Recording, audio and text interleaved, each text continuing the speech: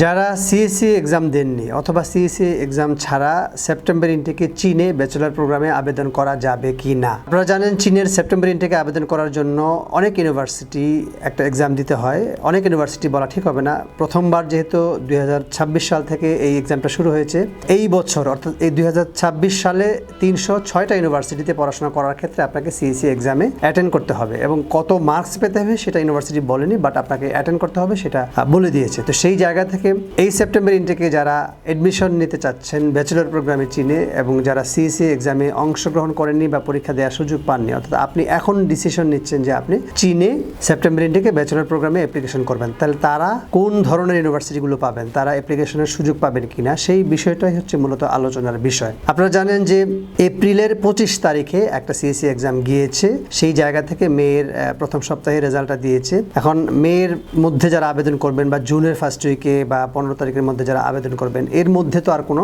CSC exam নেই। এর পরবর্তী সিএসসি এক্সামটা হচ্ছে গিয়ে আপনার জুন মাসের 27 বা 28 তারিখ বা শেষ দিকে। তো সেই জায়গা থেকে আপনি যদি সেপ্টেম্বর ইনটেক ধরতে চান, তাহলে সিএসসি এক্সাম দিয়ে জুন মাসে আপনি আর জুলাইতে আবেদন করার সময় বা সুযোগটা থাকবে না, কারণ অলরেডি ইউনিভার্সিটিগুলো ডেডলাইন জুনের শুরু থেকে বা 15 তারিখের পর থেকে পোর্টালগুলো বন্ধ হয়ে যায় এবং সিটগুলো ফিল আপ হয়ে যায়। সেই জায়গা থেকে আপনি সেপ্টেম্বর ইনটেকের আবেদন করার সুযোগটাই পাচ্ছেন না। সুতরাং সেপ্টেম্বর ইনটেকে যারা চায়নাতে ব্যাচেলর প্রোগ্রামে পড়তে যেতে চান, তাদেরকে সিএসসি এক্সামের বাইরের যে ইউনিভার্সিটিগুলো আছে সেই ইউনিভার্সিটিগুলোর বিবেচনা করে আপনাকে চিন্তা করতে হবে অ্যাডমিশন নেওয়ার জন্য, কারণ 306টা ইউনিভার্সিটির বাইরে আরও হাজার হাজার ইউনিভার্সিটি আছে, 2000-এরও বেশি ইউনিভার্সিটি আছে চীনে। তো সেই জায়গা থেকে যে ইউনিভার্সিটিগুলো আপনাকে আপনার প্রোফাইল অনুযায়ী, আপনার একাডেমিক রেজাল্ট অনুযায়ী আপনার অ্যাপ্লিকেশন নেবে, আপনি সেই ইউনিভার্সিটিগুলোতে পড়ার সুযোগটা পাবেন। সুতরাং সেপ্টেম্বর ইনটেকে যারা যেতে চান, তারা যদি মনে করে থাকেন যে আমরা যেহেতু সিএসসি এক্সাম দেইনি আমরা বোধহয় যেতে পারবো না, তো তাদের জন্য এটা একটা বিরাট সুযোগ যে আপনি অন্যান্য যে ইউনিভার্সিটিগুলো আছে সেগুলোতে